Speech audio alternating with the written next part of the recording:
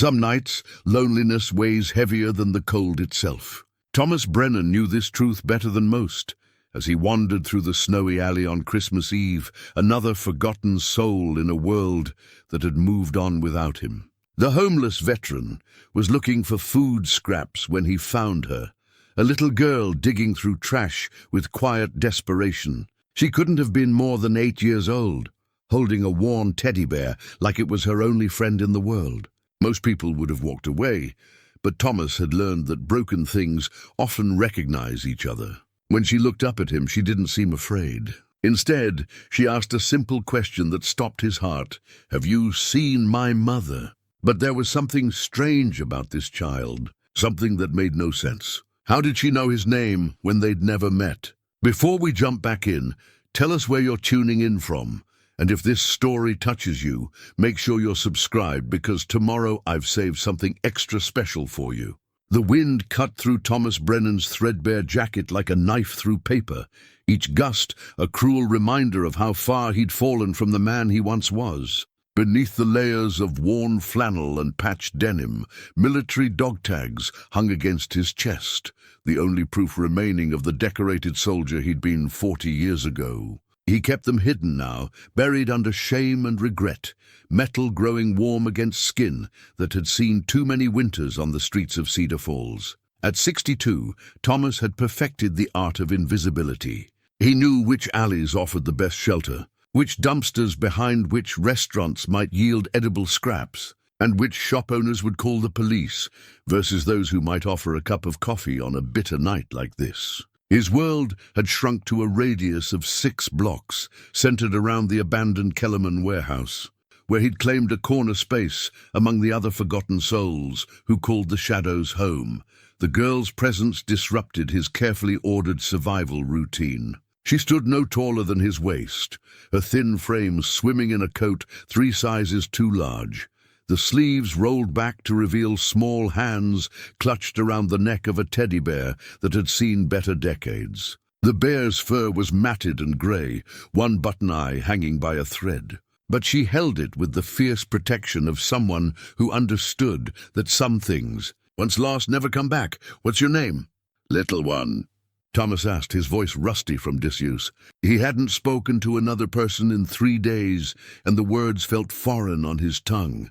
"Lucy," she replied, her breath forming small clouds in the frigid air. Lucy Brennan.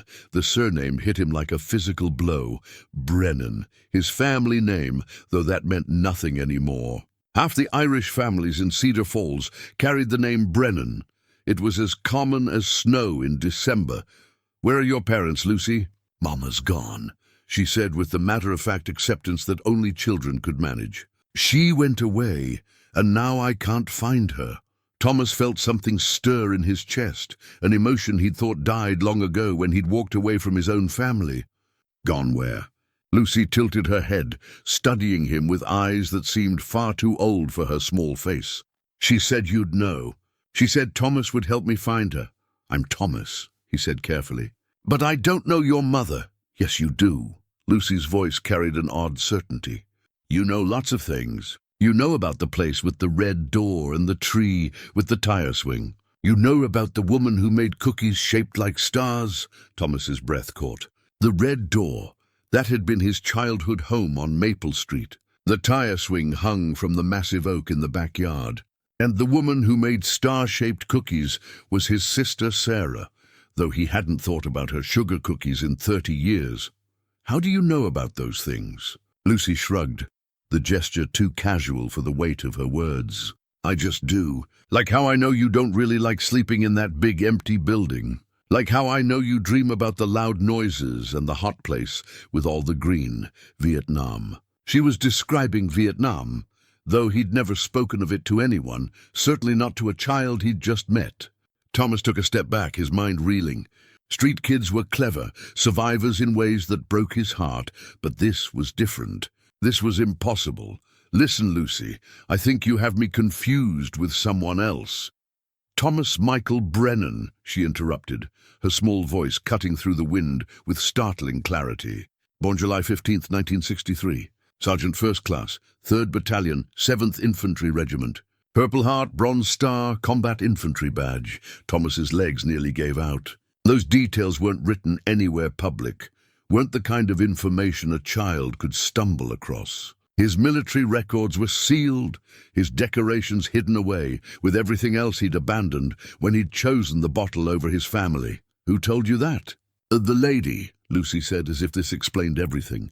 She talks to me sometimes. She says you've been sad for a very long time.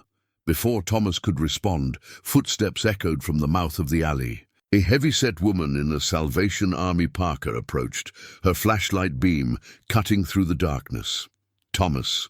That you back there? Margaret Chen had been working the homeless outreach for 15 years, and she knew every regular in Cedar Falls by name. She was one of the few people who treated them like human beings, instead of problems to be solved or ignored.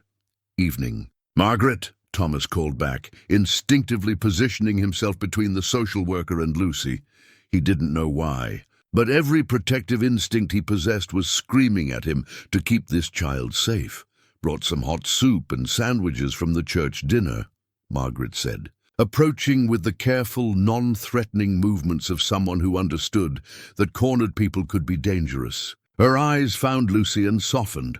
Well, hello there, sweetheart. Are you okay? Lucy pressed closer to Thomas, her free hand finding the hem of his coat. I'm with Thomas, she said simply. Margaret's eyebrows rose. In all her years working with Thomas, she'd never seen him with anyone else, certainly not a child. Thomas, is this? She's lost, Thomas said quickly, looking for her mother. What's your name, honey? Margaret crouched down to Lucy's level, her voice gentle and professional. Lucy Brennan. Brennan. Are you related to Thomas? Lucy looked up at Thomas with those two knowing eyes. He's my grandpa. Thomas's world tilted. He had no grandchildren, had no children at all as far as he knew. When he'd left Cedar Falls 30 years ago, burned by guilt and drowning in alcohol and nightmares. He'd severed every tie that might have held him to the life he'd destroyed. Lucy, he said carefully, I think there's been a mistake. No mistake, she said with quiet confidence. Aunt Sarah told me all about you. She said you had sad eyes and gentle hands, and that you knew how to fix broken things. Sarah, his sister Sarah, who'd tried so hard to help him when he'd come back from the war. Sarah, who'd begged him not to leave, who'd written letters he'd never answered, who'd probably given up on him decades ago. Margaret was watching this exchange with growing concern. Thomas, I think we need to get this little girl somewhere warm and call the authorities. She might be reported missing. No! Lucy's voice cracked with sudden panic. I'm not missing. I'm exactly where I'm supposed to be. She turned to Thomas, and in the dim light from Margaret's flashlight, he could swear he saw tears threatening to spill from her eyes. Please don't let them take me away. Not yet. Mama said I had to find you first. She said it was important. Thomas looked down at this impossible child who knew things she couldn't know, who carried his family name and spoke of people he'd tried to forget. Every rational part of his mind screamed that this was some kind of elaborate scam, that street kids learned to work every angle to survive. But Lucy wasn't asking for money or food or shelter. She was asking for something far more dangerous. She was asking for him to care. Margaret, he said slowly, could you give us a minute? The social worker hesitated, clearly torn between protocol and the obvious bond forming between the old veteran and the lost child. Thomas, I can't just walk away from a situation like this. If she's really lost— 5 minutes, Thomas said. Please, Margaret sighed, the sound of someone who'd learned that sometimes rules had to bend for hearts to heal. 5 minutes. Then we figure out next steps. She retreated to the mouth of the alley, close enough to help if needed, far enough to give them space. Thomas knelt down until he was eye level with Lucy. Up close, he could see the exhaustion etched in her small features, the way her hands trembled slightly from cold or fear or something else entirely. Lucy, I need you to tell me the truth. Who is your mother? Where did you last see her? Jennifer, Lucy whispered. Jennifer Brennan. She had yellow hair like mine, and she always smelled like vanilla because she worked at the bakery. She was Aunt Sarah's daughter, which makes you my grandpa, even though we never met before. Thomas's breath came in sharp, shallow gasps. Sarah's daughter. He'd had no idea Sarah had children, had no idea she'd gotten married or built a life after he'd abandoned the family. Jennifer would be his niece, which would make Lucy his great-niece, not granddaughter, but close enough to family that it made his chest ache with possibility and loss. Where is Jennifer now? Lucy's lower lip trembled. She went to sleep and didn't wake up. The loud cars came, and there was broken glass, and then she was gone. The people in the white coats said she couldn't come back. An accident. Lucy was describing a car accident with the clinical detachment of a child who'd witnessed something too big for her understanding to process. Thomas felt his heart break for this small girl who'd lost everything and somehow found her way to him. When did this happen? When the leaves were changing colors, Lucy said. Before the snow came. Before it got so cold. Fall. Months ago. Which meant Lucy had been on her own for months, somehow surviving on the streets of a mountain town where winter could kill the unprepared. Thomas looked at her again, really looked, and realized she was too clean, too healthy for someone who'd been living rough for that long. Her clothes were worn but not filthy, her face pale but not gaunt from hunger. "Lucy, where have you been staying?" "Different places," she said vaguely. "The lady helps me find safe spots. She says I just had to wait until Christmas Eve to find you." The lady again. Who is she? Lucy smiled for the first time since he'd found her, and the expression transformed her entire face. "She's beautiful and kind, and she knows all about you. She says you've been lost too, but now we can be found together." Thomas's dog tags felt heavier against his chest, the metal warm with body heat and memories he'd tried to bury. He thought about the star-shaped cookies, the red door, the tire swing, all details only someone from his family would know. He thought about Sarah, the sister who'd loved him enough to name her daughter's child after their family name. "All right, Lucy," he said finally. "Let's say you're telling the truth. Let's say we are family. What happens now?" "Now you take care of me," she said with simple faith. "And I take care of you. That's what families do." Margaret's voice carried from the alley entrance. "Time's up, Thomas. We need to make some decisions here." Thomas stood slowly, his knees protesting the movement. At 62, he was too old to be taking care of a child, too broken to be anyone's family. He had nothing to offer Lucy except a corner in an abandoned warehouse and whatever scraps he could scavenge from dumpsters. But when he looked down at her upturned face, at the trust shining in her eyes, despite everything she'd lost, Thomas Brennan made the first unselfish decision he'd made in 30 years. "We'll figure it out," he told her. Together. Lucy slipped her small hand into his larger one, and for the first time in decades, Thomas didn't feel completely alone in the world. Whatever impossible circumstances had brought this child to him, whatever secrets she carried about his family and his past, he would not abandon her the way he'd abandoned everyone else, even if it destroyed him. Even if he had no idea how to keep such a promise. Family, he was learning, didn't always arrive when you expected it. Sometimes it came searching through trash in an alley on Christmas Eve, carrying a worn teddy bear and memories that shouldn't exist. Sometimes family came to save you, even when you thought you were beyond saving. Margaret insisted on taking them to the emergency shelter, despite Lucy's quiet protests and Thomas's own reluctance. The Cedar Falls Community Center had been converted into a warming station for the holidays. Rows of cots lined up in the gymnasium with volunteers serving hot meals and offering basic medical care to anyone who needed it. Lucy clung to Thomas's hand as they walked through the double doors, her teddy bear pressed tight against her chest. The sudden warmth made Thomas's cheeks sting, and he realized how close they'd both come to spending a dangerous night in the cold. "We've got space for both of you," Margaret said, leading them past families clustered around folding tables and individuals hunched over steaming bowls of soup. "Thomas, you know the routine." "Lucy, sweetheart, I need to ask you some questions." They settled at a corner table, and Margaret pulled out her intake forms with practiced efficiency. She'd done this countless times before, but Thomas could see the extra care she was taking with Lucy, the gentleness in her voice that she reserved for the most vulnerable. "Full name?" Lucy Jennifer Brennan. Age, 8 3/4. Do you remember your address? Lucy recited an address on the east side of town, in one of the older neighborhoods, where the houses sat close together and everybody knew their neighbor's business. Margaret wrote it down, then looked up with professional concern. Lucy, do you have any other family besides Thomas? Grandparents, aunts, uncles. Aunt Sarah, Lucy said without hesitation. But she's sleeping now too.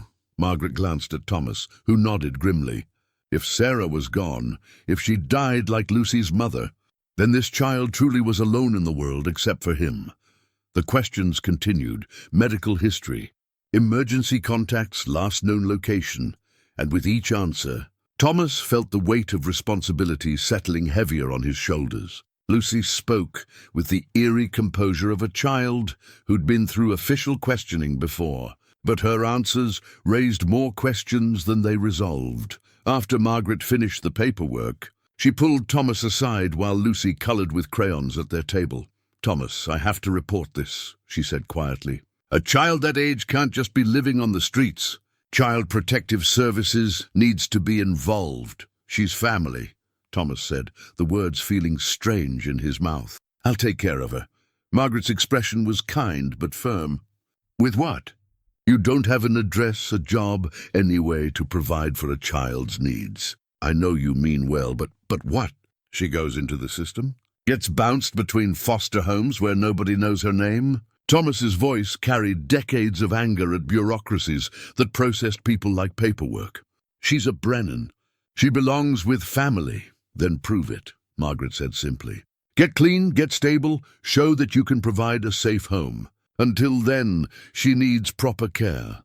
Thomas looked across the room at Lucy, who was drawing what appeared to be a house with a red door and a large tree in the yard. She'd managed to capture details he'd forgotten he'd told her, details he was certain he hadn't shared with anyone. But even as he watched, Lucy began to fidget, her eyes darting toward the exit. She stood up from the table and walked toward them, her small face creased with worry. "We have to go," she said urgently. "We can't stay here. Why not, sweetheart?" Margaret knelt down to Lucy's level. "It's warm and safe and there's food." "It's wrong," Lucy interrupted, shaking her head. "This isn't where we're supposed to be. The lady said we have to go to the school." "What school?" Thomas asked, "the old one." "Where Aunt Sarah worked. Where the names are." Margaret frowned. "Cedar Falls Elementary was closed 5 years ago. It's been empty since they built the new school complex." "We have to go there," Lucy insisted, her voice taking on an edge of panic. "Right now, before it's too late."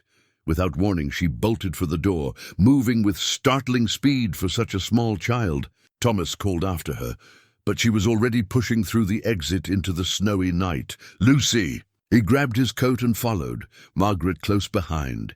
They found her standing in the parking lot, snow swirling around her small figure as she looked down the street toward the abandoned elementary school 6 blocks away. She didn't seem cold anymore, didn't seem to notice the wind cutting through her thin coat. "She's there," Lucy said when Thomas reached her.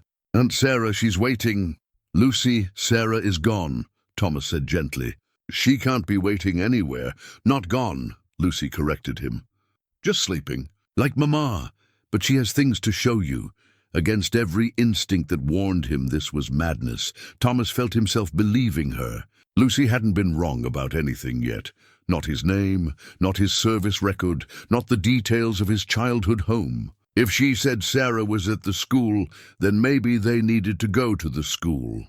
"Margaret," he said, making a decision that would change everything, "give us until morning. If we're not back by then, call whoever you need to call." The social worker looked between them, clearly torn between duty and intuition. "Thomas, I can't just let you walk away with her." 24 hours, Thomas said. "Christmas Day. If we're not back by tomorrow night, then you do what you have to do." Lucy slipped her hand into his again, and Thomas felt that strange sense of rightness, as if this was always how things were meant to be. Margaret stood in the parking lot watching them go, her radio crackling with updates about the weather and other emergencies in a town struggling through the worst Christmas Eve storm in 20 years. The walk to Cedar Falls Elementary took them through neighborhoods. Thomas hadn't seen in decades. Past houses where Christmas lights twinkled behind frost-covered windows, and families gathered around warm dinner tables. Lucy moved with purpose, never hesitating at intersections, leading him through shortcuts he'd forgotten existed. The school building loomed dark against the snowy sky, its windows boarded up and parking lot empty, except for drifts blown against the chain-link fence. A sign hung crooked near the main entrance. Property of Cedar Falls School District. No trespassing. Lucy. We can't just break into... She was already moving toward a side door near what had been the gymnasium, her small fingers working at a loose board that came away easily in her hands. The door behind it was unlocked, swinging open to reveal a dark hallway that smelled of dust and memories. How did you know about that? Aunt Sarah showed me, Lucy said matter-of-factly. Stepping into the darkness without fear, Thomas followed, using his phone's flashlight to illuminate the empty corridors lined with abandoned lockers and bulletin boards, still decorated with faded construction paper. Their footsteps echoed in the silence, and Thomas found himself remembering Sarah as a young woman, bright and eager and determined to make a difference in children's lives. Lucy led him to what had been the main hallway, where a long wall was covered with memorial plaques and photographs, teachers and staff members who had served the school over its 50-year history. She stopped in front of one particular section, pointing up at a brass nameplate that made Thomas's blood run cold. Sarah Elizabeth Brennan, beloved teacher, 1985-2020.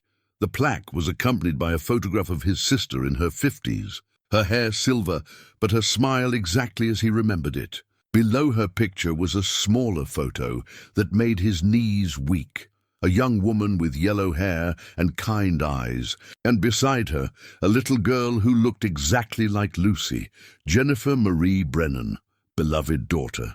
1992-2024. Lucy Jennifer Brennan, forever in our hearts. 2016-2024. Thomas stared at the memorial wall, his mind refusing to process what his eyes were showing him. Jennifer and Lucy had died together 8 months ago, both of them. Mother and daughter, killed in the same accident that had taken away the last of his family. He turned to look at Lucy, who was watching him with those two knowing eyes, her teddy bear held tight against her chest. "Lucy," he whispered, "what are you?" She smiled that heartbreaking smile and reached into her coat pocket, pulling out a creased photograph that she held out to him. The picture showed Sarah, Jennifer, and Lucy at what looked like a family picnic. All 3 generations of Brennan women laughing at something outside the camera's view. On the back, in Sarah's careful handwriting, "For Tommy, when you're ready to come home. We never stopped loving you. We never stopped waiting."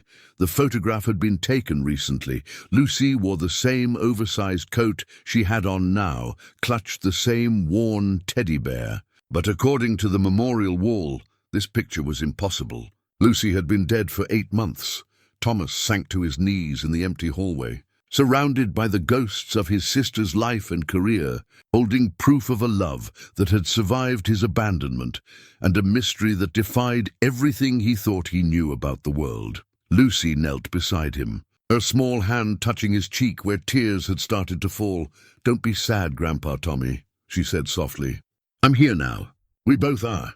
And we have work to do." Outside, the storm grew stronger, but inside the abandoned school, surrounded by memorials to the dead and comforted by the impossible presence of his great niece, Thomas Brennan began to understand that some things, love, family, second chances, were stronger than death itself. The abandoned school library became their shelter for the night, its tall windows offering some protection from the wind while the storm raged outside. Thomas had found some old blankets in a maintenance closet, and they'd made a nest of sorts between the empty bookshelves, using stacked chairs to block the drafts. Lucy had been quiet since showing him the memorial wall, content to sit close beside him while he processed the impossibility of her presence. Every rational part of his mind insisted this was some kind of breakdown, stress-induced hallucinations brought on by decades of guilt and isolation. But her small, warm hand in his felt entirely real, and the photograph she'd given him was solid evidence that his family had never stopped hoping for his return. "Are you really dead?" he asked finally, his voice barely above a whisper. Lucy considered the question with the seriousness of a child contemplating something important. "I think so," she said. "I remember the loud noise and the spinning, and then waking up somewhere that wasn't anywhere. But I'm here now, so maybe dead isn't forever." She reached into her small backpack. Thomas hadn't noticed her carrying it before, but there it was, worn canvas with cartoon characters faded beyond recognition. From it, she pulled a leather journal bound with a rubber band. "Aunt Sarah wanted you to have this," Lucy said, placing the journal in his hands. "She wrote in it every day, even after Mama and I went to sleep." Thomas turned the journal over in his hands, feeling the weight of years of thoughts and memories contained within its pages. Sarah's name was embossed on the cover in fading gold letters, and the leather was soft from constant handling. "She wrote about you all the time," Lucy continued. "About when you were little, and when you came back from the war, and when you left. She never stopped believing you'd come home." With trembling fingers, Thomas opened the journal to a random page, and Sarah's familiar handwriting leaped out at him. "December 15th, Tommy would be 62 today. I baked a cake anyway, just like I have every year since he left. Jennifer thinks I'm foolish, holding on to hope for someone who made it clear he doesn't want to be found. But she doesn't remember him the way I do. She doesn't remember how he used to fix my broken toys with such careful patience, or how he'd read me stories when the thunderstorms scared me. The war took my brother away, but somewhere inside that damaged man who left us, the boy who loved his family is still there. I have to believe that. I have to keep believing that." Thomas closed his eyes, overwhelmed by the weight of love he'd never deserved. Sarah had spent 30 years holding space for him, 30 years believing in a version of himself that he'd given up on long ago. "She missed you every Christmas," Lucy said softly. "She'd set an extra place at the table just in case you decided to come home." "I couldn't," Thomas said, his voice thick with regret. "After what I did, after how I left, I thought it was better if I just stayed away." "What did you do that was so bad?" The question was asked with such innocent curiosity that Thomas almost smiled, despite the pain. How could he explain to a child, dead or alive, the weight of survivor's guilt, the way trauma could turn a man into a stranger to himself? "I came back from the war broken," he said carefully, "and instead of letting people help me, I hurt everyone who tried. Your Aunt Sarah, she tried so hard to keep me grounded, but I was drowning in memories and nightmares. I started drinking to make the noise in my head stop, and when I drank, I became someone else. Someone angry and unpredictable." Lucy nodded as if this made perfect sense. "The loud noises from the hot place with all the green." "Vietnam," Thomas confirmed. "I lost friends there, good men who should have come home instead of me. And when I did come home, I couldn't understand why I'd survived when they hadn't." "Aunt Sarah wrote about that too," Lucy said, flipping through the journal to find a specific page. "She said you carried ghosts that weren't yours to carry." Thomas read the entry she pointed to, Sarah's handwriting becoming shakier with emotion. "Tommy thinks he's being punished for surviving, but he's punishing himself for other people's choices. The war isn't his fault. The friends he lost made their own sacrifices. He's so busy honoring their deaths that he's forgotten how to honor their lives. They would want him to live, to find peace, to come home to the people who love him. But guilt is easier than forgiveness, especially self-forgiveness. My brother is serving a life sentence for crimes he didn't commit." "She understood you better than you understood yourself," Lucy observed. Thomas kept reading, page after page of Sarah's thoughts and memories.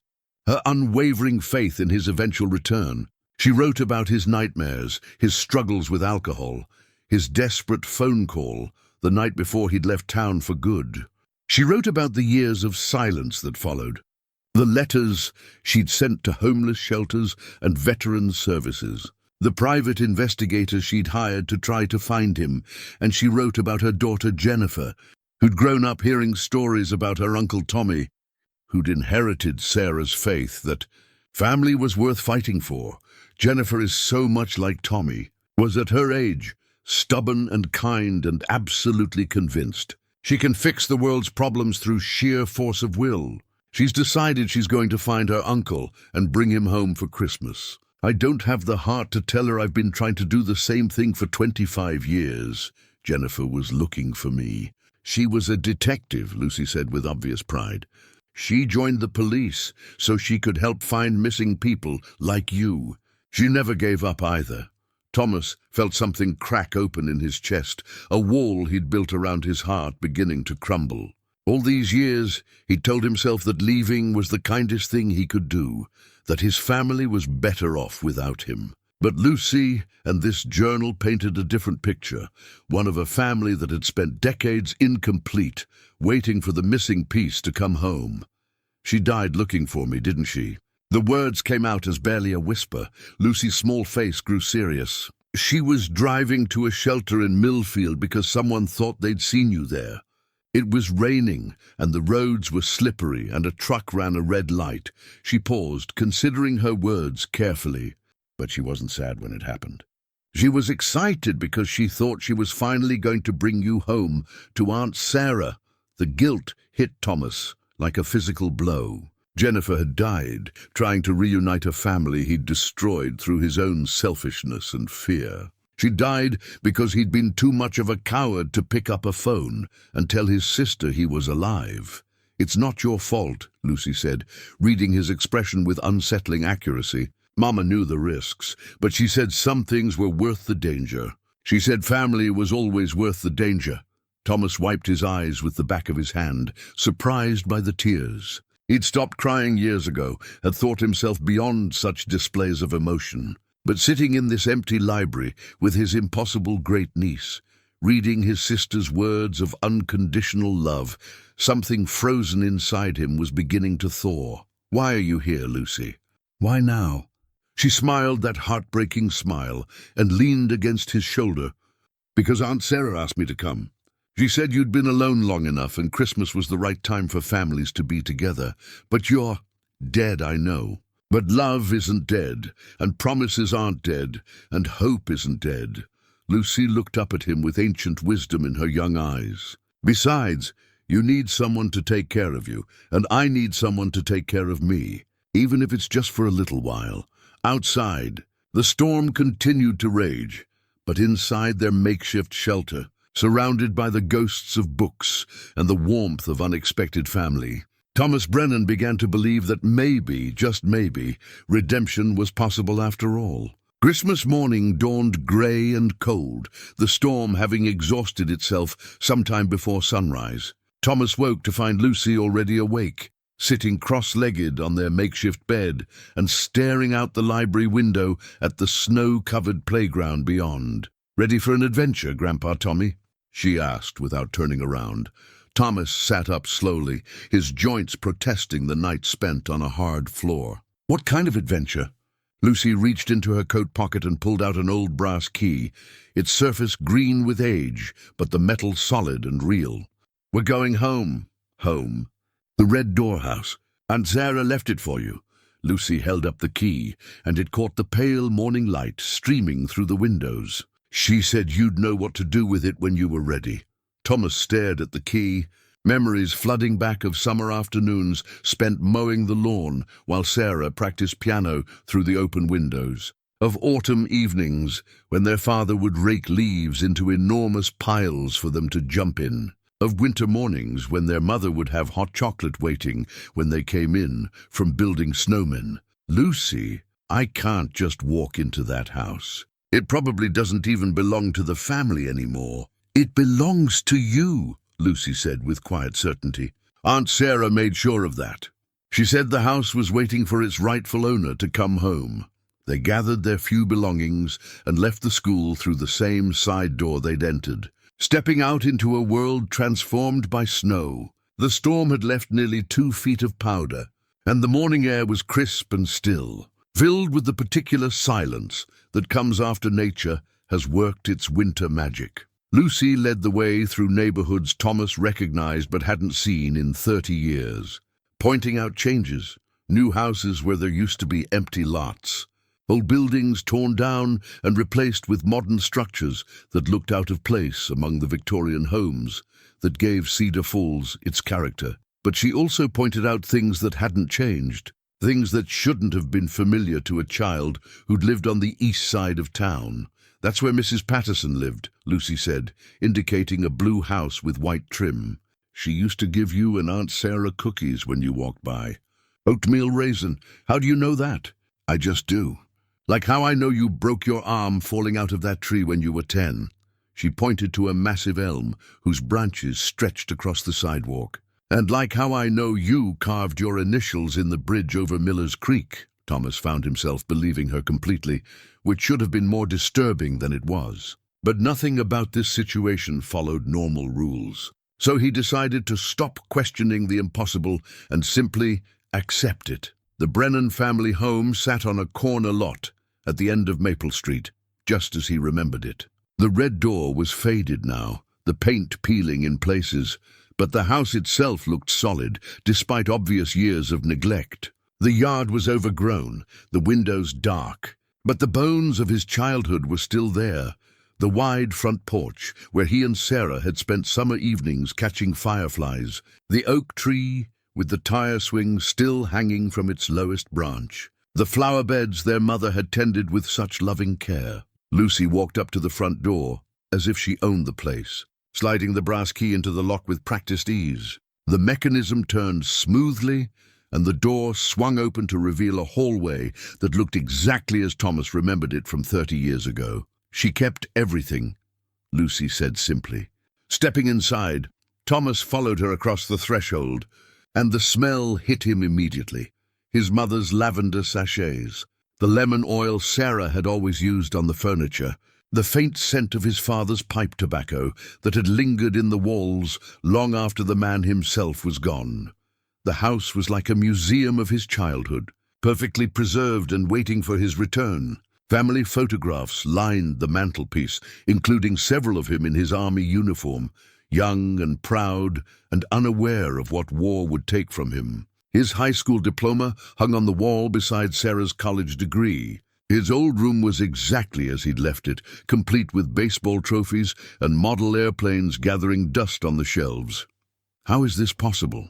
Thomas whispered, running his fingers along the banister of the staircase he'd slid down countless times as a boy. "Aunt Sarah bought it back when the bank was going to foreclose," Lucy explained, leading him toward the kitchen.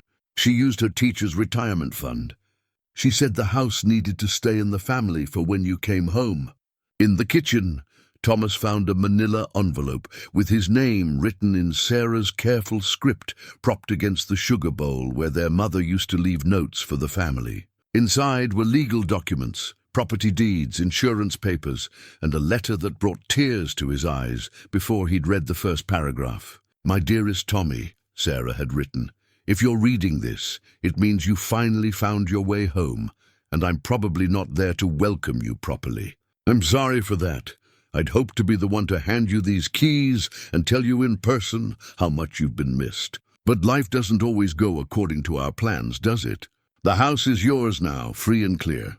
I've made sure the taxes are paid up for the next 5 years, and there's money in an account for maintenance and utilities. I know you'll think you don't deserve it, but this house has been waiting for its rightful owner for far too long. You belong here, Tommy. You always have. I need you to know that I never blamed you for leaving. I understood why you had to go. The war changed you in ways that made staying here feel impossible. But I also need you to know that leaving didn't make you any less my brother, and it didn't make you any less welcome in this family. Jennifer and Lucy love you even though they've never met you. I've made sure they know all the good stories.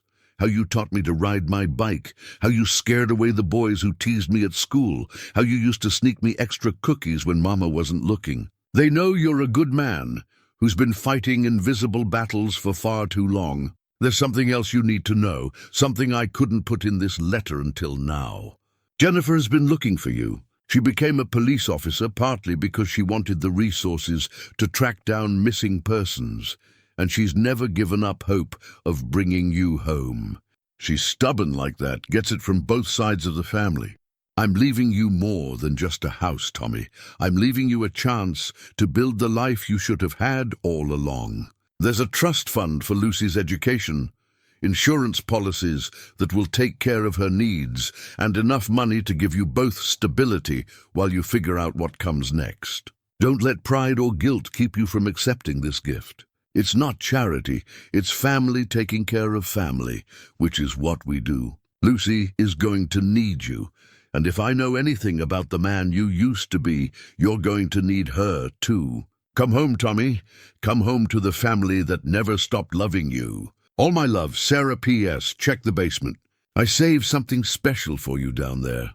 Thomas read the letter twice, then a third time, his hands shaking with emotion. Sarah had spent her life savings to preserve his childhood home, had set up a trust fund for a great niece he'd never met, had planned for his return even when there was no logical reason to believe it would ever happen. She really never gave up on me, he said to Lucy, who was sitting at the kitchen table, drawing pictures with crayons she'd somehow produced from her backpack. Nope, she said, Brennans don't give up on each other, even when giving up would be easier. Thomas looked around the kitchen, where his family had shared thousands of meals, where Sarah had done her homework while their mother cooked dinner, where he'd announced his decision to enlist and later his decision to leave. The room held so many memories, both beautiful and painful, but for the first time in decades, the beautiful ones seemed stronger. "What's in the basement?" he asked. Lucy grinned and abandoned her coloring. "Come see." The basement stairs creaked familiarly under their feet, and Thomas reached for the light switch from muscle memory, amazed when it actually worked. The basement had been their father's workshop, and it looked exactly as Thomas remembered it, tools hanging neatly on pegboards, a workbench covered with half-finished projects, the smell of sawdust and motor oil. But in the corner, covered with a sheet, was something that definitely hadn't been there when he was a child. Lucy pulled away the covering to reveal a beautiful wooden cradle, hand-carved with intricate details and finished to a warm, honey-colored glow. Attached to the side was a note in Sarah's handwriting for the next generation of Brennans. "Built with love and hope. She made that for me when I was born," Lucy said proudly. "And for any other babies that might come along." She said every family needs a proper cradle to welcome new life. Thomas ran his fingers along the smooth wood, marveling at his sister's craftsmanship. Sarah had learned woodworking from their father, but she'd far surpassed his skill. The cradle was a work of art, a testament to faith in a future that must have seemed impossible when she was building it. Standing in the basement of his childhood home, surrounded by the tools of creation and the evidence of his family's unshakable love, Thomas Brennan began to understand that coming home wasn't about returning to the past. It was about accepting the possibility of a future he'd never dared to imagine. Lucy slipped her hand into his and squeezed gently. "Welcome home, Grandpa Tommy." For the first time in 30 years, Thomas truly felt like he was. The next few days passed in a strange, dreamlike quality that Thomas had never experienced before. He and Lucy settled into the rhythm of the old house, exploring rooms he hadn't seen in decades and discovering the careful preservation Sarah had maintained. Every drawer held memories, report cards and birthday cards, Christmas ornaments wrapped in tissue paper, even his old army letters that Sarah had apparently saved, but it was Sarah's final letter that haunted him, particularly the part about Jennifer searching for him. The guilt was overwhelming. His niece had died trying to bring him home, and he'd been too lost in his own shame to even know she existed. Lucy seemed to sense his turmoil without him having to voice it. She would appear beside him whenever the weight of regret threatened to crush him completely, her small hand finding his, her presence a reminder that somehow, impossibly, he wasn't alone anymore. "She's not gone forever," Lucy said on their third morning in the house, finding him staring at a photograph of Jennifer in her police uniform, just sleeping like I was sleeping. "Sometimes sleeping people can still help the ones they love." "How do you know so much about these things?" Thomas asked. Lucy shrugged, the gesture so familiar it made his heart ache. Sarah had shrugged exactly the same way when confronted with questions she couldn't quite answer. The lady tells me things. She says love is stronger than sleeping and family is stronger than anything, the mysterious lady again. Thomas had stopped questioning Lucy's cryptic references to this figure who seemed to guide her actions and provide her with impossible knowledge. Whether the lady was Sarah's spirit, Lucy's guardian angel, or simply the way a traumatized child processed loss didn't matter anymore. What mattered was that Lucy's presence, however impossible, was healing something inside him that had been broken for 30 years. They were in the kitchen making breakfast when the knock came at the front door. Thomas froze, his first instinct to hide, to protect Lucy from whatever authority figures might want to take her away. But Lucy walked calmly to the window and peered out. "It's Mrs. Patterson from the social services," she announced. "And a police lady."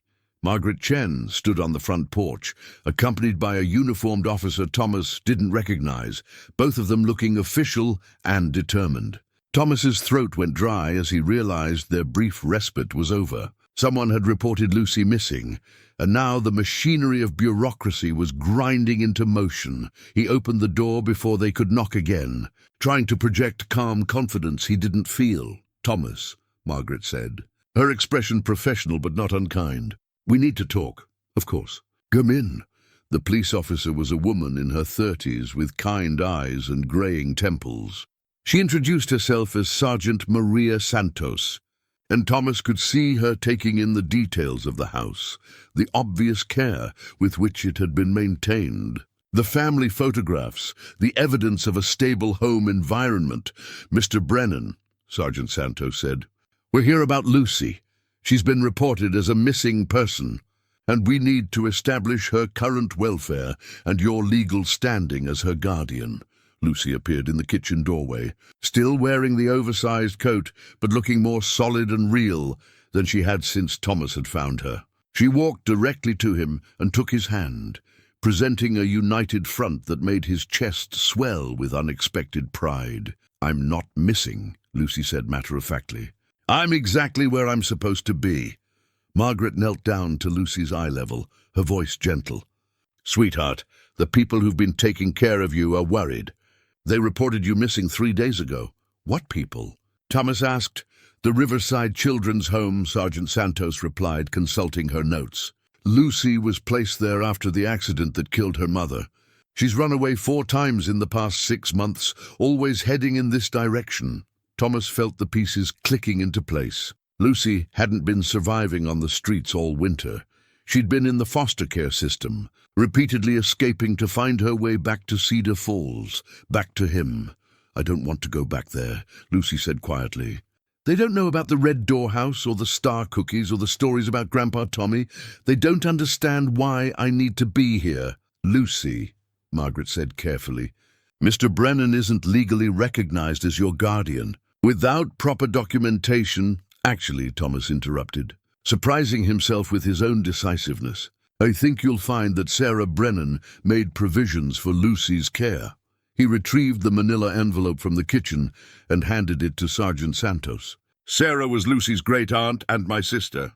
Her will specifically names me as Lucy's guardian in the event that Jennifer couldn't care for her." Sergeant Santos read through the documents with growing interest, while Margaret examined the trust fund paperwork and insurance policies. The legal framework Sarah had constructed was thorough and airtight. She'd anticipated exactly this situation and prepared for it. "This appears to be legitimate," Sergeant Santos said finally. "The will is properly notarized and filed with the county. But Mr. Brennan will need to verify your identity and conduct a home study to ensure this is an appropriate placement."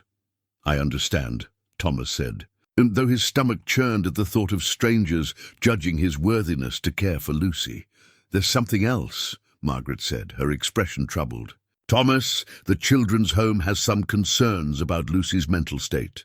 She's been talking about family members who are deceased, claiming to have conversations with people who can't possibly be there." Lucy looked up at Thomas with those ancient eyes, and he saw a flash of fear there for the first time since he'd known her. She was afraid they would take her away, declare her mentally unstable, lock her in some facility where no one would believe her impossible truth. Lucy has an active imagination, Thomas said carefully. She's been through tremendous trauma, losing her mother and being placed in unfamiliar surroundings. It's natural for a child to create coping mechanisms, but she talks about these people as if they're real, as if she's actually seeing them. Mrs. Chen, Thomas interrupted, his voice taking on the authority he'd once used to command soldiers. Lucy is home now. She's with family, in a stable environment with people who understand her. She doesn't need to be fixed or medicated or analyzed. She needs to be loved. Sergeant Santos looked between Thomas and Lucy, clearly weighing competing concerns. We'll need to do the home study within the week, she said finally. And Lucy will need to be enrolled in school and receive regular medical checkups. If everything checks out, we can make the guardianship official. 1 week, Thomas agreed. After the officials left, Lucy climbed into his lap as they sat on the front porch, watching the afternoon sun slant through the bare branches of the oak tree. "Are you scared?" she asked. "Terrified," Thomas admitted. "I don't know how to take care of a little girl. I don't know how to be someone's family." Lucy snuggled closer against his chest. "You're already doing it," she said. "You're already my family. The rest is just paperwork." Thomas held her tight and prayed to whatever force had brought her to him that he wouldn't fail her the way he'd failed everyone else he'd ever loved. The home study was scheduled for the following Tuesday, and Thomas spent the weekend in a state of nervous preparation. He'd arranged for character references from Margaret Chen and Joe Murphy from the diner, had his military records retrieved from the VA, and even managed to get Lucy enrolled in the local elementary school for after the new year. Everything seemed to be falling into place until Monday morning. When Lucy collapsed, Thomas found her on the kitchen floor, unconscious and pale as winter snow. He called 911 with shaking hands, then cradled her small body while they waited for the ambulance. Whispering prayers to a God he'd stopped believing in years ago, the emergency room at Cedar Falls General was a maze of concerned faces and urgent questions. Dr. Elizabeth Hartman, the attending physician, was a woman in her 40s with grey-streaked hair and the weary competence of someone who'd seen too much human suffering. "We need to run some tests," she told Thomas as Lucy was taken for blood work and imaging. "Has she been experiencing any symptoms, headaches, fatigue, nausea?" "She seemed fine," Thomas said, though now that he thought about it, Lucy had been quieter lately, more prone to staring off into space as if listening to something only she could hear.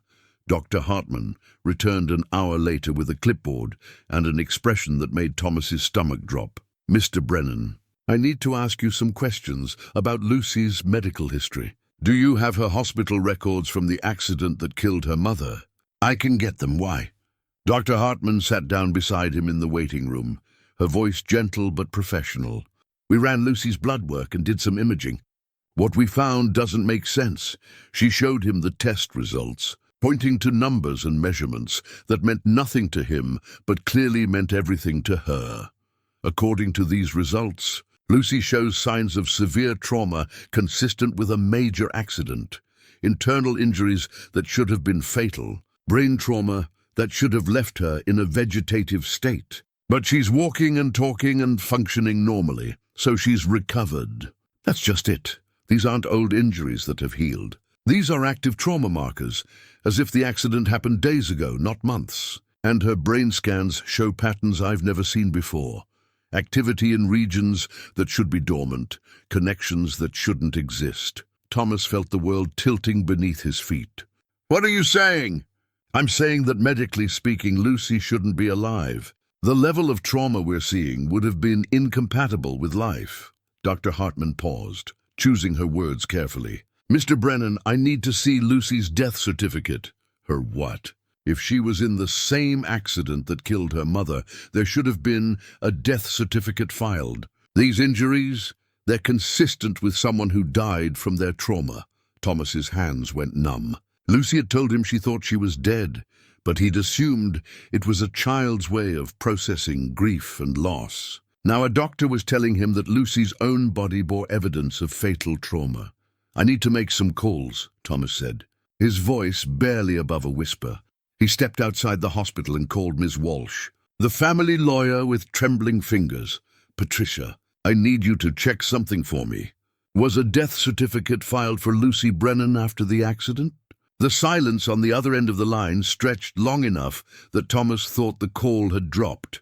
"Thomas," Ms. Walsh said finally, "Lucy Jennifer Brennan was pronounced dead at the scene. She died on impact alongside her mother. I have copies of both death certificates in my files." Thomas's legs gave out, and he sank onto a bench outside the hospital entrance. "That's impossible. She's here. She's been staying with me for over a week. Thomas, are you feeling all right? Lucy died 8 months ago. She was buried beside her mother in Riverside Cemetery." With shaking hands, Thomas hung up the phone and called Sergeant Santos. "Maria, I need you to check something for me. What are the records on Lucy Brennan's placement at Riverside Children's Home?" Another pause, longer this time. "Thomas, there's no record of Lucy Brennan ever being placed anywhere. According to our files, Lucy died in the same accident as her mother. Where did you get the information about the children's home?" Thomas stared at the phone, his mind reeling. Margaret Chen had mentioned the children's home, had said Lucy had run away 4 times. But now there was no record of Lucy ever being there. He walked back into the hospital on unsteady legs, finding Dr. Hartman in consultation with 2 other physicians. They looked up as he approached, their expressions troubled. "Mr. Brennan," Dr. Hartman said carefully, "we've run every test we can think of. Lucy's vital signs are normal. Her blood work is normal, but the imaging shows trauma that should have killed her months ago." "Doctor," Thomas said, his voice hollow, "I need to tell you something. Lucy Brennan died 8 months ago. She was buried beside her mother." The medical team exchanged glances that spoke of professional concern and personal confusion. "That's impossible," Dr. Hartman said. "She's in room 3, awake and asking for you." Thomas followed them to Lucy's room, where she sat on the examination table looking small and pale, but undeniably real. She smiled when she saw him, the same heartbreaking smile that had become the center of his world. "Hi, Grandpa Tommy. Are you okay? You look scared." Thomas approached her slowly, reaching out to touch her hand. It was warm and solid, her pulse steady beneath his fingers. "Lucy, I need to ask you something, and I need you to tell me the truth. Are you dead?" Lucy tilted her head, considering the question with the seriousness of a child contemplating something important. "I think so," she said finally. "I remember the spinning and the loud noise, and then everything went dark. When I woke up, I was somewhere else, somewhere quiet and peaceful, where the lady was waiting for me. The lady, Aunt Sarah. She was young again, like in the old pictures. And she was so happy to see me and Mama. But then she got sad because you were all alone and hurting, and she said someone needed to help you find your way." Home Dr. Hartman was staring at Lucy with the expression of someone whose understanding of medicine was being fundamentally challenged. "So I asked if I could come back," Lucy continued, "just for a little while. Just until you remembered how to be part of a family again. And the lady said yes, but only until Christmas Day. She said that would be enough time." Christmas Day. Thomas's throat went dry. Today was December 30th. Christmas had passed 5 days ago. I was supposed to go back on Christmas, but you still needed me. So I asked for more time, and the lady said I could stay a little longer, but not much longer. Thomas sank into the chair beside her bed, his world realigned around this impossible truth. Lucy was dead, had been dead for 8 months, but love had brought her back to save him from his own destruction. Sarah's love, channeled through this brave little girl who'd chosen to leave whatever peace she'd found to help her broken great-uncle heal. "How much longer?" he whispered. Lucy's eyes filled with tears, and for the first time since he'd known her, she looked like the frightened 8-year-old she was supposed to be. "I don't know," she admitted. "The lady says, when my work is done, when you're strong enough to help other people the way I helped you. But I don't want to go back yet. I like being your family." Thomas pulled her into his arms. holding her tight against his chest while Dr. Hartman and her colleagues struggled to process what they'd just witnessed. "I like being your family, too," he whispered into her hair. "More than anything in the world."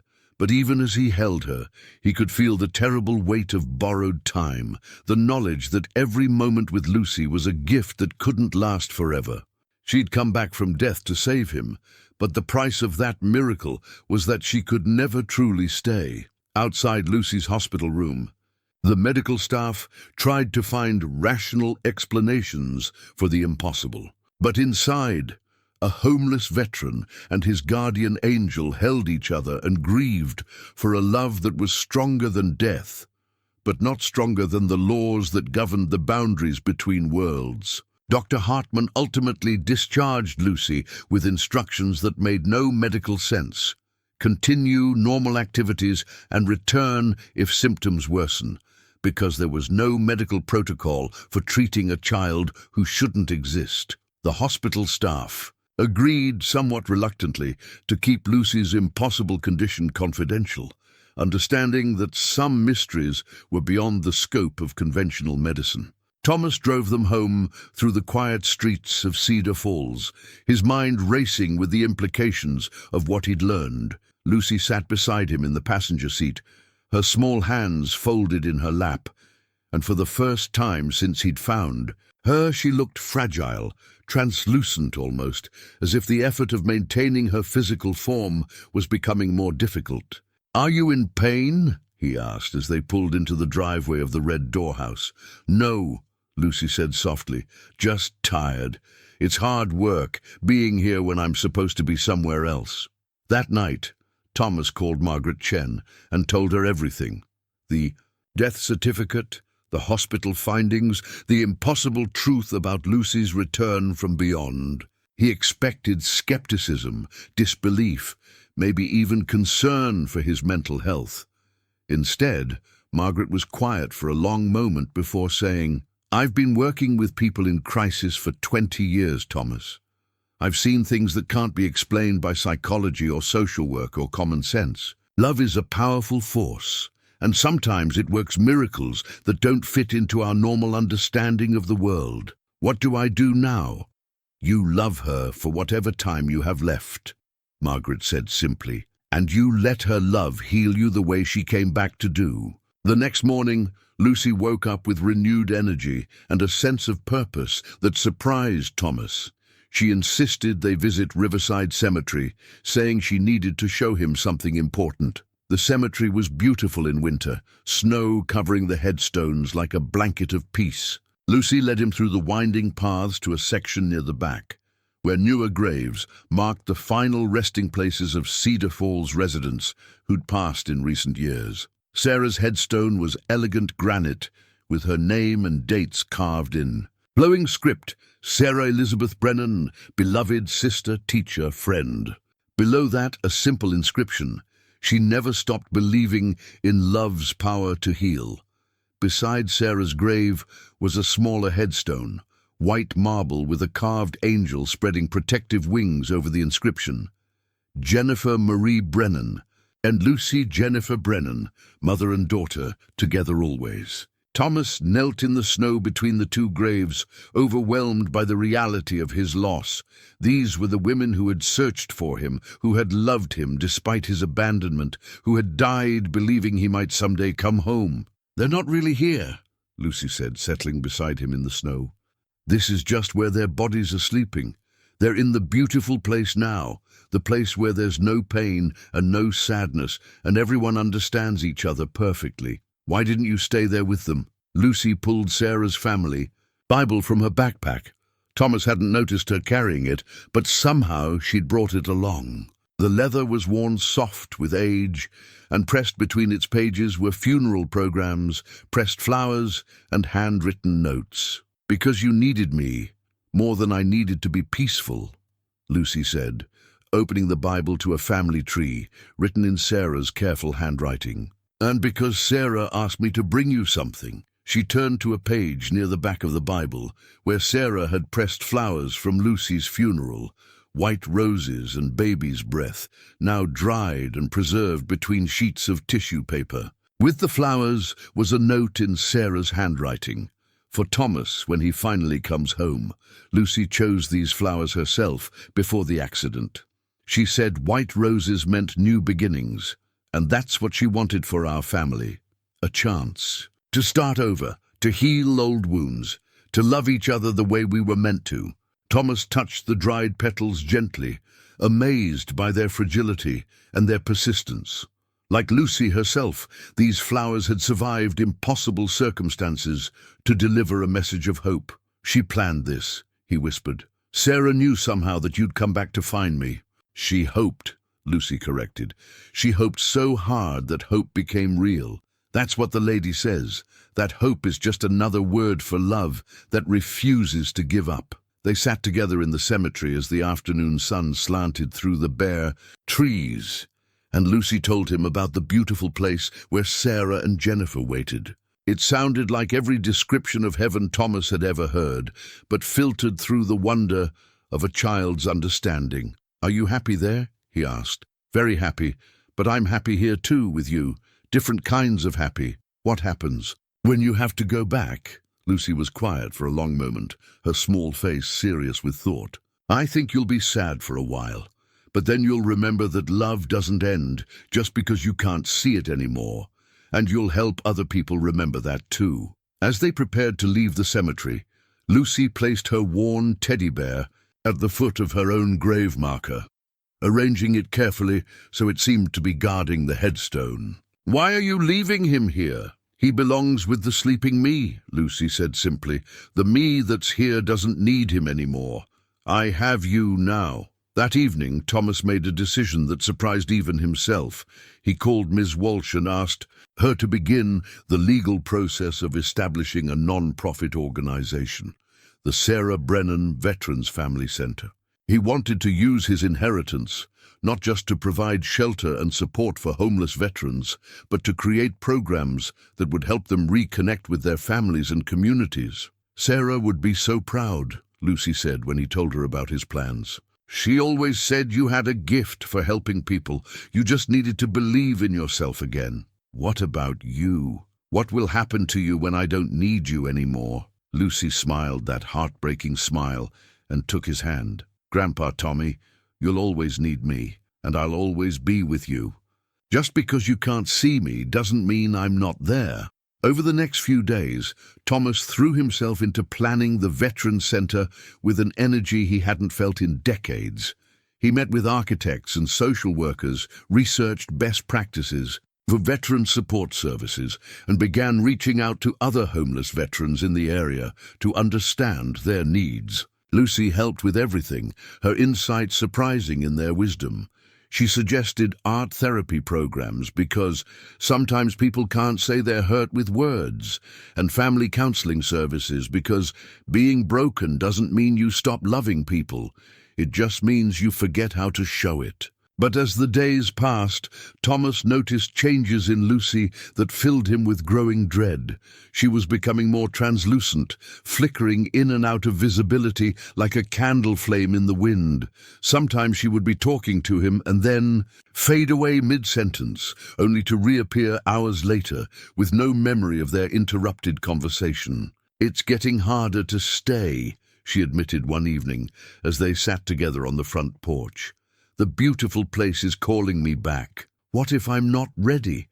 What if I can't do this without you? Lucy leaned against his shoulder, her small body feeling insubstantial as mist. You're ready. You just don't know it yet. But when the time comes, you'll remember everything I taught you about love and family and hope. And you'll teach it to other people who need to remember too. Thomas held her as tightly as he dared, afraid that too much pressure might cause her to disappear entirely. Outside, the first snow of the new year began to fall, and in the distance church bells chimed the hour. Time was running out, and both of them knew it. Lucy's mission was nearly complete, and soon she would have to return to the beautiful place where Sarah and Jennifer waited. But the love she'd awakened in Thomas, the capacity for family, for healing, for hope, that would remain long after she was gone. The real test of her mission wouldn't be whether Thomas could love her, but whether he could love himself enough to build the life she'd shown him was possible. The crisis came on a Tuesday morning in mid-January, 3 weeks after Thomas had learned the truth about Lucy's impossible existence. He woke to find her bed empty, and panic seized his chest with iron claws. "Lucy!" he called, searching the house room by room. "Lucy, where are you?" He found her in the basement workshop, sitting on the floor beside Sarah's hand-carved cradle, her small body so translucent he could see the concrete wall through her chest. She looked up at him with eyes that seemed to hold all the sadness in the world. "I can't stay much longer," she whispered, her voice fading like an echo. "The lady is calling me home." Thomas knelt beside her, afraid to touch her for fear she might dissolve entirely. "Not yet. Please, not yet. The people are coming today," Lucy said. "The ones who need to understand about us, about what's real and what matters." As if summoned by her words, the doorbell rang upstairs. Thomas looked at Lucy, who nodded encouragingly. "It's time, Grandpa Tommy. Time to tell the truth." Thomas climbed the basement stairs with leaden feet, already knowing who he would find at the door. Margaret Chen stood on his front porch, accompanied by Sergeant Santos and Dr. Hartman from the hospital. Behind them was a woman he didn't recognize, elderly, with silver hair and kind eyes that reminded him painfully of Sarah. "Thomas," Margaret said gently, "we need to talk, all of us." They gathered in the living room, surrounded by the family photographs and mementos that Sarah had preserved for 30 years. Thomas felt like a man about to confess to crimes he wasn't sure he'd committed. But Lucy appeared at the top of the stairs, solid and real again, her teaching award from Sarah's school clutched in her small hands. "It's okay," she said, descending the stairs with calm dignity. "They're ready to understand now." The elderly woman gasped when she saw Lucy, her face going pale with recognition. "That's impossible," she whispered. "Lucy Brennan died 8 months ago. I was at her funeral, Mrs. Hamilton," Dr. Hartman said carefully. "This is exactly what we need to discuss." Ellen Hamilton, it turned out, had been Sarah's closest friend and colleague at the elementary school. She'd helped plan both Jennifer's and Lucy's funeral services, had been the one to contact family members and handle the arrangements when no other family could be found. "I've been having dreams," Mrs. Hamilton said, her voice trembling with emotion.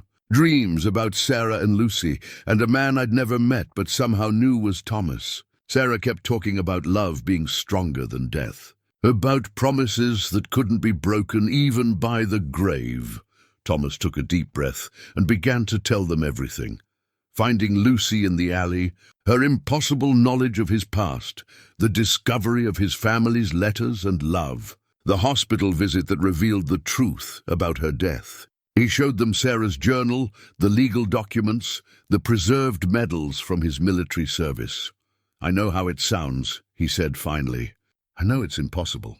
But Lucy is here, and she's been here for weeks, and she's more real than anything else in my life." Dr. Hartman was studying Lucy with professional fascination. "May I?" she asked, gesturing toward her medical bag. Lucy nodded and sat still, while Dr. Hartman checked her pulse, listened to her heartbeat, and shined a light in her eyes. The readings were normal, better than normal, actually, but the doctor's expression grew more troubled with each test. "Medically speaking," Dr. Hartman said finally, "Lucy appears to be a perfectly healthy 8-year-old girl. But the imaging we did at the hospital shows trauma patterns consistent with fatal injuries. And now Mrs. Hamilton confirms that Lucy Brennan was indeed buried 8 months ago." Sergeant Santos cleared her throat.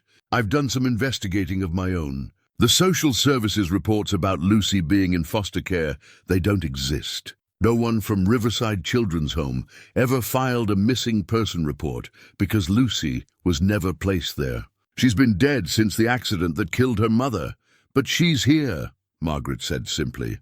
"We can all see her, hear her, interact with her. Whatever the medical records say, whatever the death certificates say, Lucy is present in this room right now." Lucy stood up from the couch and walked to Thomas, placing the Crystal Teaching Award, Sarah's highest honor from the school district, into his hands. "Aunt Sarah wanted you to have this," she said, her voice growing stronger and more solid with each word. She said it belonged to someone who understood that teaching wasn't about facts and figures. It was about believing in people when they couldn't believe in themselves. Mrs. Hamilton began to cry softly. That award meant everything to Sarah. She said it proved that love could transform lives, that faith could move mountains. And sometimes, Lucy added, looking directly at each adult in turn, love is strong enough to bring people back from the beautiful place, just for a little while, just long enough to heal the hearts that are still beating. Thomas felt the crystal award warming in his hands, and for a moment he could swear he felt Sarah's presence in the room, not ghostly or frightening, but comforting and proud. What happened next defied every law of physics and medicine that Dr. Hartman had studied in her 20-year career. As Lucy spoke about love transcending death, the room filled with a presence that everyone could feel, but no one could explain. The temperature rose noticeably, and a gentle warmth seemed to emanate from Lucy herself. More impossibly, a pure white feather drifted down from the ceiling, a perfect angel wing feather that had no earthly source, landing softly on the coffee table where everyone could see it. Mrs. Hamilton gasped and pointed toward the mantelpiece. "Do you see her?" Thomas followed her gaze and felt his breath catch. For just a moment, translucent but unmistakably real, Sarah stood beside the family photographs, her hand resting protectively on Lucy's shoulder. She looked exactly as Thomas remembered her from their childhood, young and bright and filled with unconditional love. "She's beautiful," Margaret whispered, and Thomas realized that everyone in the room could see Sarah's spirit, could feel the overwhelming love that radiated from her presence.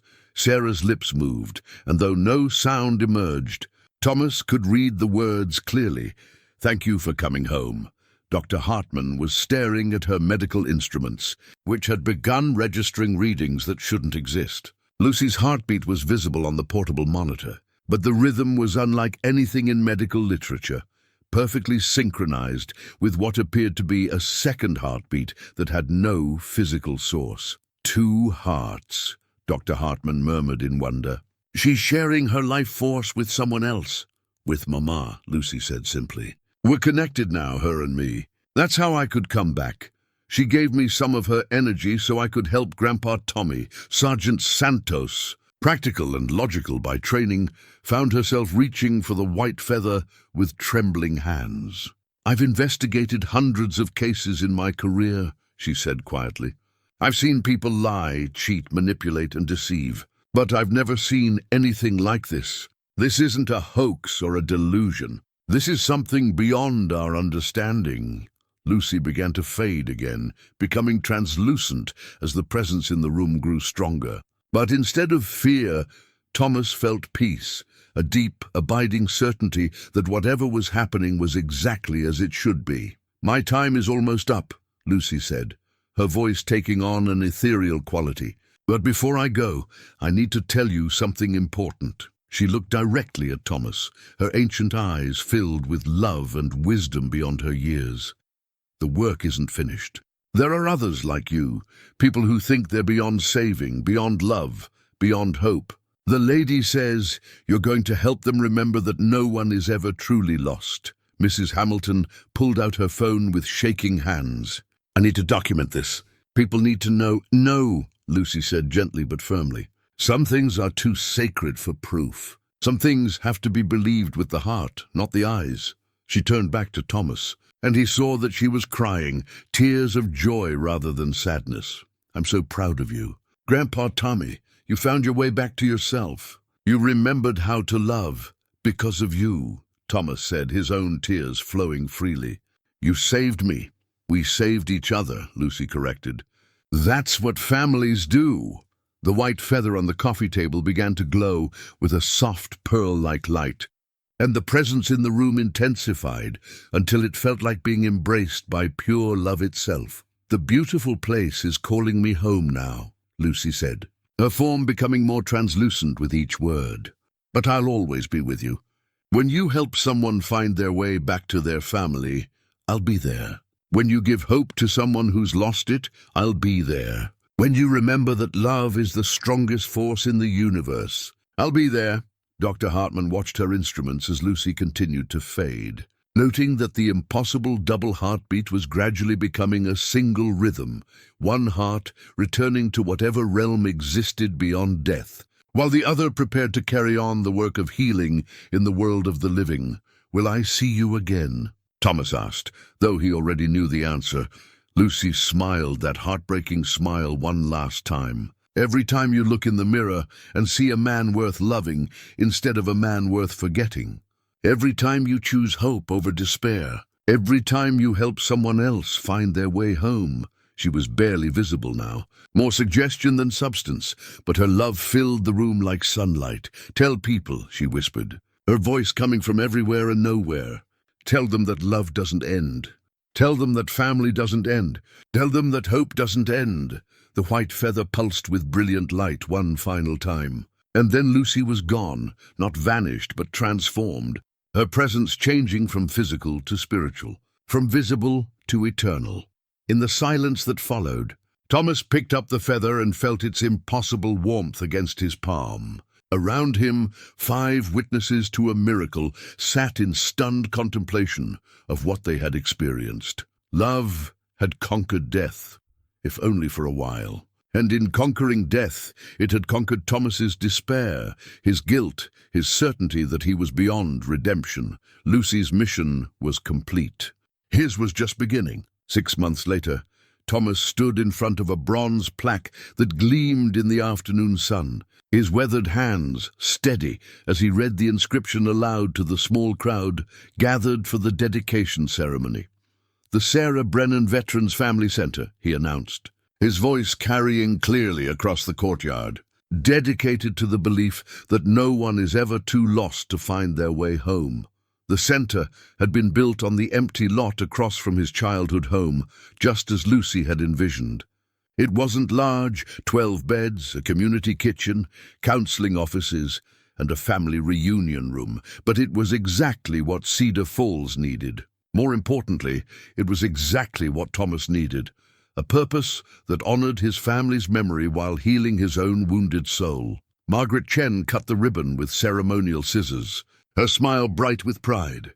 In the months since Lucy's departure, she'd become Thomas's closest collaborator, helping him navigate the complex world of non-profit management and social services. She understood better than anyone how miraculous his transformation had been. 6 months ago, Margaret told the assembled crowd of veterans, social workers and community members, Thomas Brennan was a client of our homeless outreach program. Today, he's running one of the most innovative veteran support centers in the state. That's the kind of change that happens when someone remembers who they really are.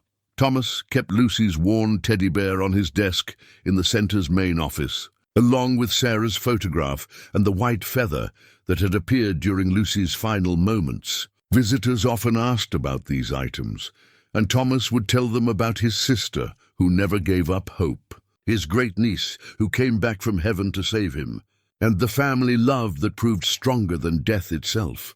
Some people believed him. Others thought he was speaking metaphorically, using beautiful fiction to convey emotional truth. Thomas had learned not to care about the difference. What mattered was that the story gave hope to people who had lost it. And hope, as Lucy had taught him, was just another word for love that refused to give up. The center's first resident was a Vietnam veteran named Eddie Martinez, a man whose demons were so similar to Thomas's own that it felt like looking into a mirror of his past. Eddie had been living under the interstate bridge for 3 years, convinced that his family was better off without him, that his service-related trauma made him too dangerous to be around the people he loved. "I killed people," Eddie had said during his intake interview, his hands shaking with withdrawal from whatever he'd been using to numb the pain. "How do I go home to my grandchildren after that?" "You killed people who were trying to kill you and your fellow soldiers," Thomas had replied gently. "That's not murder, that's survival. And survival isn't something to be ashamed of." It took weeks of patient counseling, but eventually Eddie called his daughter. The reunion at the center's family room had reduced everyone present to tears, grown men sobbing as a woman embraced her father for the first time in 5 years, grandchildren meeting their grandfather and seeing past his rough exterior to the hero underneath. "How did you know?" Eddie asked Thomas afterward. "How did you know she'd still want me in her life?" Thomas touched the white feather on his desk, feeling its familiar warmth. "Someone very wise taught me that families don't give up on each other, even when giving up seems like the logical choice." The center's success stories multiplied throughout the spring and summer. James Peterson reunited with the son who'd been searching for him for 10 years. Maria Santos found the courage to attend her daughter's wedding after missing 8 years of her life. Robert Kim discovered that his elderly parents had been setting an extra place at their dinner table every night since he'd disappeared, just in case he decided to come home. But perhaps the most meaningful success was Thomas's own continuing healing. The nightmares that had plagued him for decades began to fade, replaced by dreams of Lucy playing in the center's courtyard, of Sarah teaching children in bright classrooms, of Jennifer investigating cases with the same determined love that had driven her to search for her lost uncle. Dr. Hartman visited the center regularly, ostensibly to provide medical services for the residents, but really to continue studying the impossible miracle she'd witnessed. She never found a scientific explanation for Lucy's return, but she did find something equally valuable: renewed faith in the power of love to heal trauma that medicine couldn't touch. "What you're doing here," she told Thomas during one of her visits, "it's changing how I practice medicine. I'm learning to treat the whole person, body, mind, and spirit, instead of just treating symptoms." Mrs. Hamilton became the center's volunteer coordinator, organizing community support and fundraising events. She claimed that Sarah visited her in dreams sometimes, always asking about Thomas and the center, always expressing pride in the work being done in her name. On Christmas Eve, exactly 1 year after he'd found Lucy in the alley, Thomas walked through the center at midnight, checking on residents and ensuring everyone was safe and warm. The building was quiet, except for the gentle snoring from the dormitory and the soft hum of the heating system that kept the winter cold at bay. In his office, he sat at his desk and opened Sarah's journal to a page he'd marked months ago. Reading her words by the light of the small Christmas tree Margaret had insisted he put up, "I believe in miracles, not because I've seen them, but because I've lived them. Every day that love persists in the face of loss is a miracle. Every time someone chooses hope over despair is a miracle.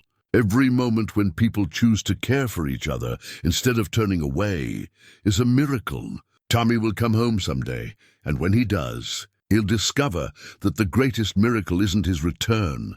It's his realization that he was never truly lost at all." Thomas closed the journal and picked up the white feather, holding it up to catch the light from the Christmas tree. For just a moment, he could swear he heard Lucy's voice on the winter wind, singing a lullaby about families and love and second chances. Outside, snow began to fall on Cedar Falls, covering the world in pristine white that promised new beginnings. Thomas Brennan, no longer homeless, no longer hopeless, sat in his warm office, surrounded by evidence of lives transformed by love, and understood that some gifts, family, redemption, the courage to help others, were worth any price, even the price of saying goodbye to an angel.